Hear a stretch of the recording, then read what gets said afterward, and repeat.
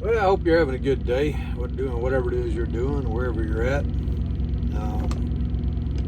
I'm in Madison Heights, Virginia, at the final stop for this load. Waiting for them to get started unloading and backed into a dock. So shouldn't be too long, hopefully. Thought I would take a little bit of time and talk to you about getting started in trucking. I was thinking about that earlier as I was driving, and thinking about way back when I got involved and got started in trucking myself, and why and how I wound up making the choices I did, and getting experiences and things that I've gone through, and all the people that I've seen come into the industry and leave it and get out that are not still trucking, and then some that started years ago and they're still in it and loving life today.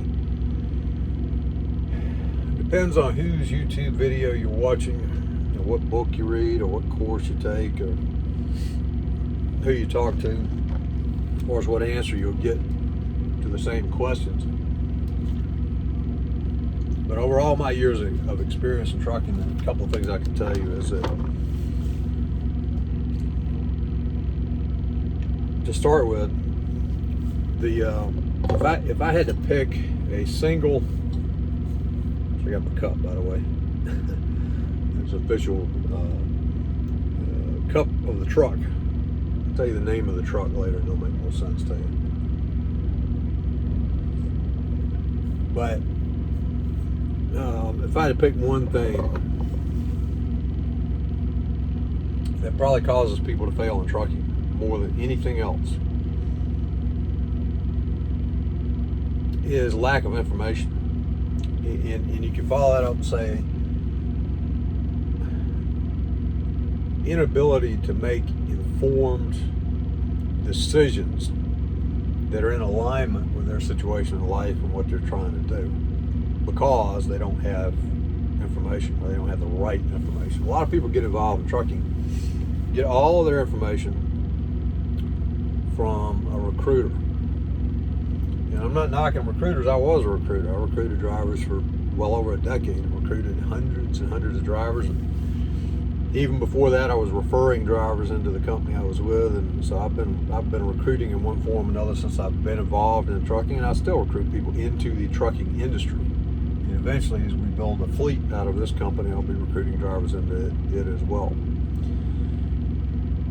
But all recruiters have a mission to complete, and that is to get you to sit in this seat in one of their empty trucks, to drive that truck and deliver freight for them. They're telling you the things that they think you're most likely to want to hear.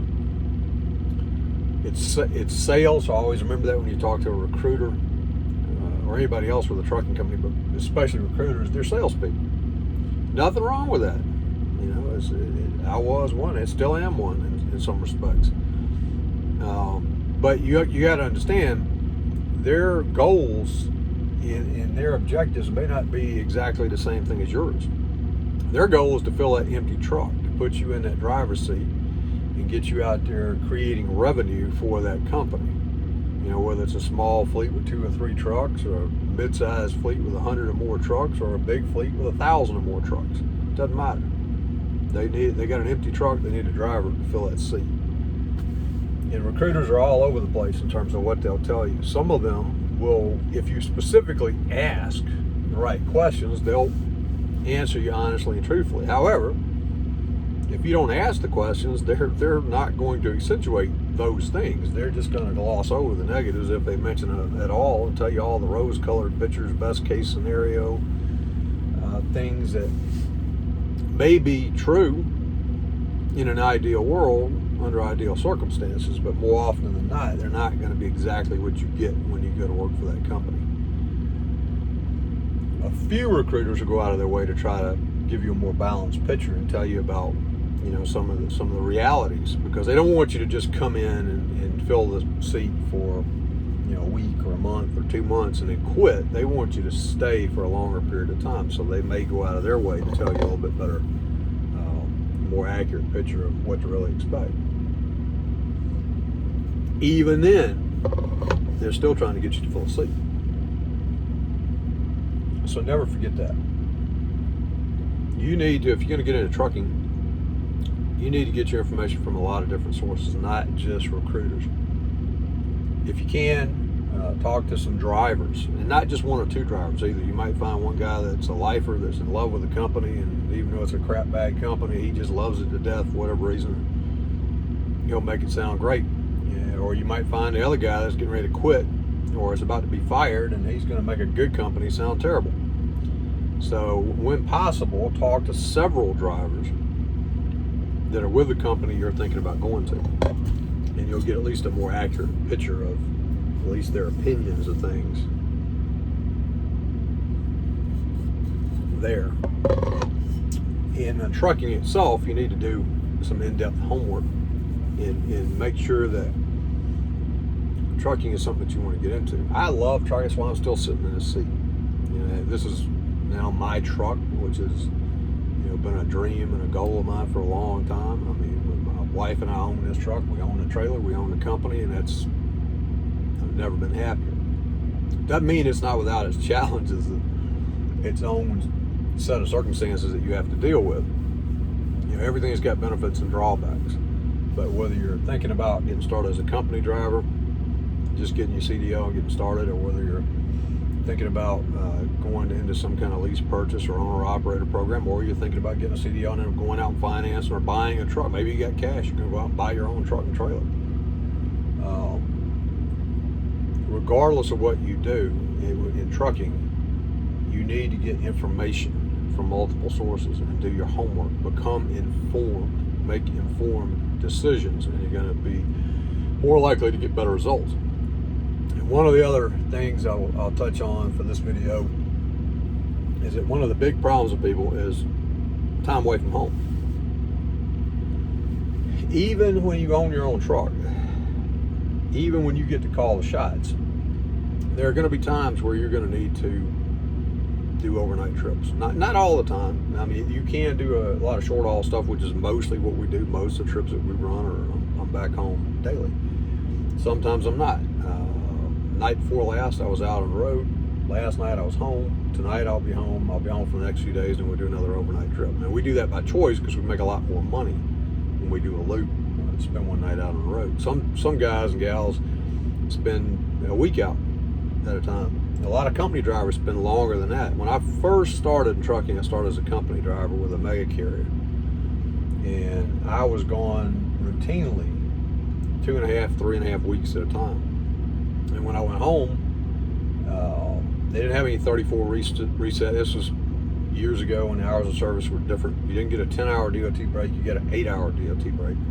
There was no 34 restart. And typically when I would go home after sometimes 3 weeks on the road, I would be home 24 hours, if that, and then back out on the road. So that's the deal. You have to be aware of that. And let me turn this APU off.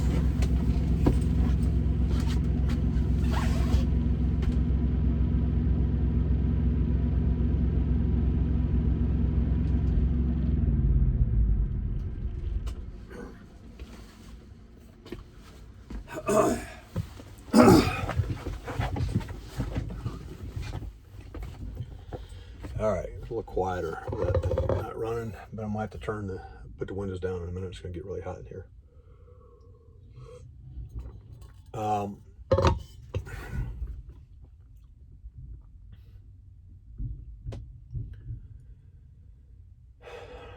And you don't have as much control over it when you're a company driver as you do when you're an owner operator. You're pretty much going to do what the company needs you to do, or you're not going to be able to stay there. You can communicate with your dispatchers, your planners. You can, get some things worked out to your advantage in some cases, depending on the company and depending on the dispatcher person you're dealing with. But You have less control over that when you're a company driver. On the flip side of the coin, you don't have the payment or the financial responsibility for owning this truck or owning the trailer and the maintenance and repairs and the insurance and all the things that go along with it. Give you an example. We just put tires on the trailer not long ago. It's over $3,000. Now the rewards are a lot higher. You get a lot more money when you run these loads. But what I'm saying is there's benefits and drawbacks to all sides. There are benefits to being a company driver. There are benefits to being a lease driver. There are benefits to being a independent owner operator with your own authority. And there are drawbacks to each one of those things too. So which one of those paths is right for you, if trucking is right for you, and is something that you're going to have to figure out. I teach courses, and one of the things I recommend to students often, and I recommend to you, in most cases, for most people, if you see this thing bouncing around, they're coming in and out of the trailer now, unloading freight, so they're shaking the truck around. If you are brand new to trucking, and unless you have extensive business experience successfully in management, or better yet, owning your own business of some other type, maybe you owned a insurance agency, real estate company, contracting, handyman service, I don't know, what if you own some other legitimate business that you made a living off of, not a part-time business, not a hobby business, not a side hustle, but if you owned and operated some kind of full-time business and made a living from that for at least a couple of years, and you have sound, solid business experience, you may want to consider getting some advanced training and starting out as an owner-operator. If you don't have that experience, my recommendation for 99 out of 100 people is that you start out initially with becoming a company driver for at least a period of time, at least long enough to learn the fundamentals of trucking, to learn the fundamentals of the trucking business on somebody else's dime, for several reasons. One, you do want to make sure this is the right career for you. It's something that you want to do. It's easy to look at something from the outside looking in, like the other side of this video, or the other side of a video when you're watching some of these other guys on YouTube making videos. And it looks one way from your perspective, from what you see on the other side of the camera, versus what it looks like from the side that's making the video or living that life. It's not always exactly what you perceive it to be. And you're not going to really know that until you get on this side of it, till you're in the driver's seat and you're out there actually doing the job. And then you begin to get a real world perspective on, whether it's something that you want to do long term or not. And the best way to do that, I think, before you go out there and you spend 30 or 40 or 50, $60,000 or more on a tractor, and another, $10,000 to $30,000 on a trailer or more, and several thousand other dollars for insurance and authority and fees and this, that, and the other if you're going to get your own authority. Before you pump all kinds of money and accept all kinds of liability, I think it's good to start out as a company driver, get a few months of experience under your belt, make sure it's something that you want to do, get your basic driving skills down, learn the fundamentals of the business. That might take you 3 months, might take you 6 months, might take you 9 months, might take you a year. Most people can certainly get it done within 9 months to a year. And that seems like a long time, but for most folks, it really isn't. You get out there working and stuff, you're going to look up and 9 months is going by like that, and it's over with. And then if you want to buy your own truck and either lease that onto a company or get your own authority, whatever you want to do, then your chances of success are greatly improved, in my opinion, if you do that. And even then, you have a big learning curve. It's a lot of additional things that you have to know, from being a company driver to being any kind of an owner-operator. There's lots of other things you have to do in addition to driving the truck and delivering freight. But, the nuts and bolts of the job, the behind-the-scenes stuff, and all the responsibility and liabilities and all that are different. But in terms of the day-to-day delivering of freight, it's what I'm doing now, my own truck's very similar to what I've done for years as a company driver. It's, picking it up point A, delivering it to point B safely, intact, and on time. On time to the best of your ability, and things are going to happen. I don't care who you are, how hard you try, weather, road closures, different things are going to cause you to not be on time sometimes, and that's part of trucking as well. Just pick the phone up, call people, let them know what's going on, keep people informed. But anyway, that's my advice to you. Gather information. You want information from me, you can watch these videos. I'm going to put a lot of information on trucking out there, and that you can join our Facebook group called Trucking Business Success, which started as a support group for students that are taking my courses. I've got 19 courses on Udemy that I put together along with help from my wife. She did a lot of the behind the scenes stuff. And we have a few other courses on other platforms as well. So there's lots of courses out there. I wrote a book a long time ago, years and years and years ago. Eventually I'll get around to updating it, called Introduction to Professional Truck Driving Careers. It's still available for sale on Amazon. I've got a couple of ebooks that are finished, but I have to do the editing. The editing is not finished. I love to write. I hate to edit. I guess maybe someday I should start paying somebody to do that. But if I eventually finish editing them, I'll have a couple other books out. One of them's How to Become an Owner-Operator. And the other one's sort of an updated, shorter version of how to get started as a truck driver, as a company driver, and start building your career and that sort of thing. But if you want information, you can certainly join our Trucking Business Success Facebook group. Go on Udemy, look up Udemy, look up my name, L.D. Sewell, or better yet, go to either the ldsewell.com site or transportresourcesolutions.com, which is our company site, and click on the courses tab. And I think on that one, it has a listing of all our trucking related courses that are on Udemy. So you can click on the course you want. It'll take you to Udemy, give you a description of it. And if you want to, you can enroll in it and take that. I will tell you though, all these platforms have their own rules. I can't really say in the course, hey, contact me, call me up or email me and stuff, that sort of thing. Be sure you join the Facebook group. On YouTube and on my own platforms, I can say whatever I want to. And I don't have any rules or anything to deal with as far as that. So if you want to interact with me directly and get help from me personally, join the Facebook group. And then you can send me messages, and if necessary, I do occasionally get on the phone with people. I don't get on the phone with people all day long, answering the same question that I've answered 4,000 times over. I just don't have time for that or interest in doing it. But if you have something unusual, I can, if necessary, we can get on the phone and talk about it. Or otherwise, it's something that you might ask that I think a lot of people need answers to. Then I'll make a YouTube video out of it and put it here, or we can put a post in the Facebook group or on one of the sites. So lots of ways to get you help if you want it. Going to be doing more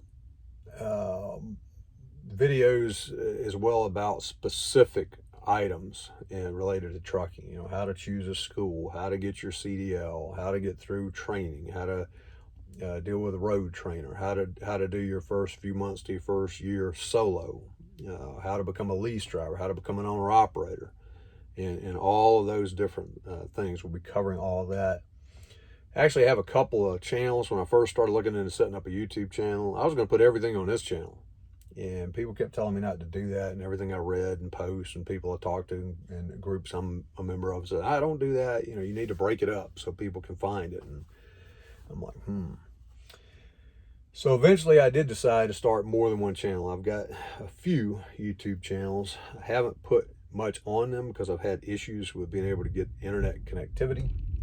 Finally figured out I can just upload basic videos without a lot of editing straight from my phone. So I'll be doing that. They might not be pretty. They might be a little bit raw, no editing, sometimes no thumbnails other than what the thing picks and sticks it on there.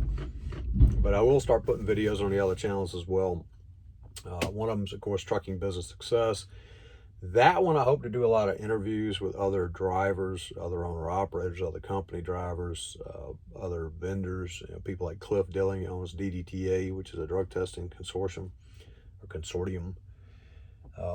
and other folks I've met along the years have a wealth of information that can help you a lot in trucking, and to share some stories of other members and stuff that are in the group as well. So we'll be doing that, and I'll be doing some tutorials on specific things like how to do pre-trips and just all kinds of things there. And then the Transport Resource Solutions, our company site, I'm not quite sure what I'm going to put on that one. But there will be some how-to videos and some tutorials and some basic things, and then probably referring a lot of that back to either the Trucking Business Success channel or the LD Sewell YouTube channel. So, but we'll have a lot more content for you coming up. So thank you for watching this video, and stay tuned, and I will talk to you again soon in the next video.